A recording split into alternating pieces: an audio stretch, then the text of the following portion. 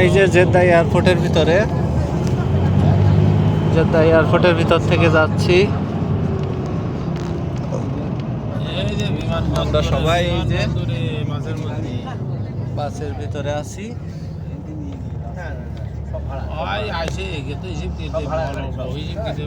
কাউন্টারে দাঁড়ায় বসে রয়েছে 1 ঘন্টা পুলিশের রিপোর্ট করে আবার আর ভিতরে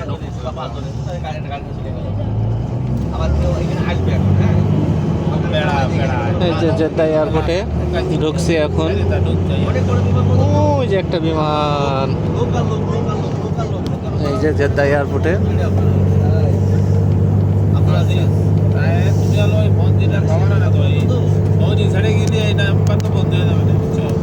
দৃষ্টিনন্দন, এত সুন্দর, না দেখে বোঝার কোনো উপায় নাই।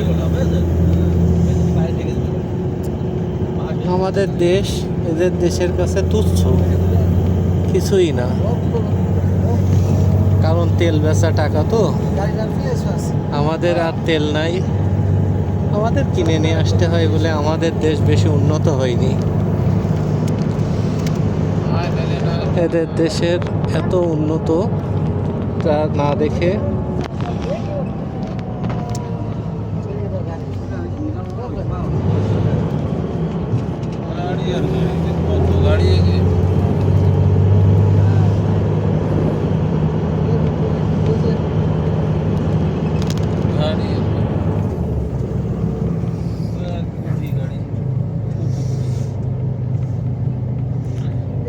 মনে হচ্ছে যে এয়ারপোর্টের ভিতরে ঢোকার মতো একটু পরিবেশ।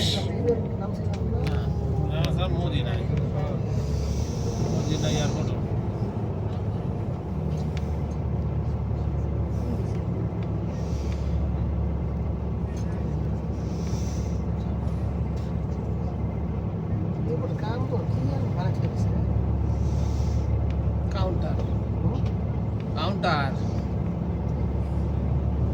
এই যে counter B, counter C, counter B1 B2 B6 এর নাম মনে রাখতে পারো।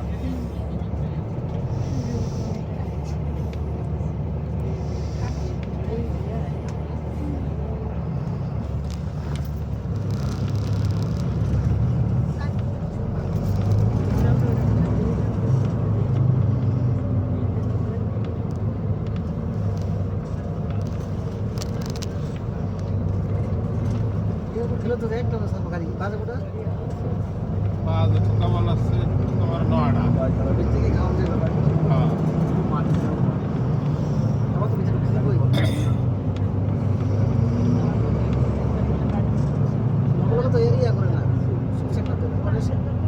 ওই ইমিগ্রেশনের আগে কাজ আর হচ্ছে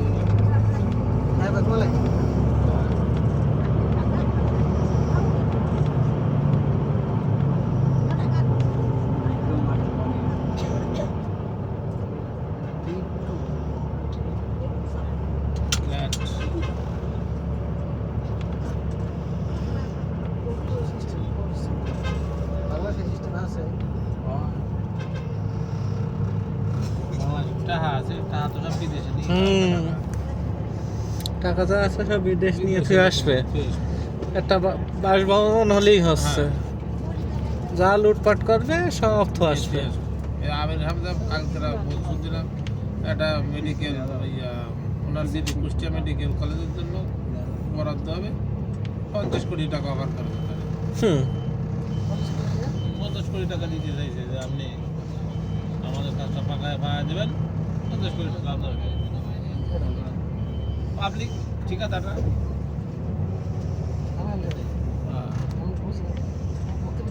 হয়তো 500 কোটি টাকা দিলে কাজ হবে না, কুষ্টিয়া ধরে আমার নামে লিখে দিলে হবে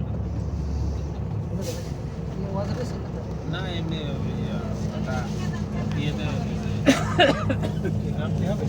সাক্ষাৎকারে